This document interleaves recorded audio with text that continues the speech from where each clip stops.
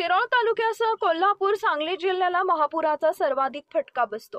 पुराची अनेक कारणं आहेत, परंतु शिरोळातले आंदोलन अंकुश संघटना, सांगली इथल्या कृष्णा महापूर नियंत्रण नागरी कृती समितीने महापुराचा अभ्यास करून पुराला अलमट्टी धरण तसेच हिप्परगीचा डॅम कारणीभूत आहे असं वारंवार प्रशासनाला सांगतोय।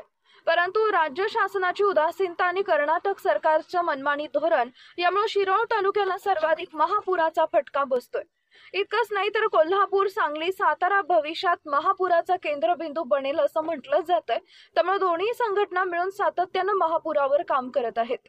इतकंच नाही तर लोकांच्या जागरूकता निर्माण व्हावी, महापुराला जबाबदार घटकांविरोधात प्रसंगी एल्गार पुकारण्यासाठी यंदा 4थी पूर परिषद होणार आहे अशी माहिती निमंत्रक सर्जेराव पाटील यांनी दिली आहे। आंदोलन अंकुश कृष्णा महापूर समिती जनतेला महापुराची कारणे मीमांसा समजण्यासाठी व झालेल्या चुका समजण्यासाठी किंवा त्या केलेल्या उपाययोजना समजण्यासाठी पूर परिषद 2025चं आयोजन 6 जुलैला दुपारी 4 वाजता संगम घाट कुरुंदवाड या ठिकाणी करण्यात आलेला आहे। नागरिकांना पुराच्या बाबतीत विस्तृत माहिती कळावी यासाठी जल अभ्यासक, जलतज्ञ समितीचे काही लोक आहेत, संशोधन करणारे, अभ्यास करणारे काही लोक आहेत, त्यामध्ये आंदोलन करणारे सुद्धा मेधाताई पाटकर सुद्धा असतील।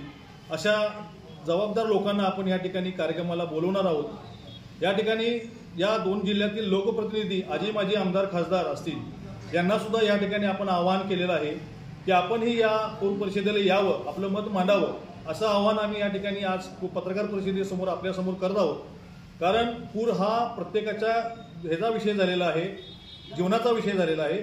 त्यामुळे या पूर परिषदेला जास्तीत जास्त लोकसंख्येने लोकप्रतिनिधी या उपस्थित राहिले पाहिजेत असं आमचं आव्हान आहे। प्रत्येक लोकप्रतिनिधीला आम्ही भेटून सांगणार आहोत की पूर हा कुणाच्यामुळे जरी असला तर ते आता या ठिकाणी उघडं पडण्याची शक्यता आहे आणि या ठिकाणी आपण उघडं करायचं आहे।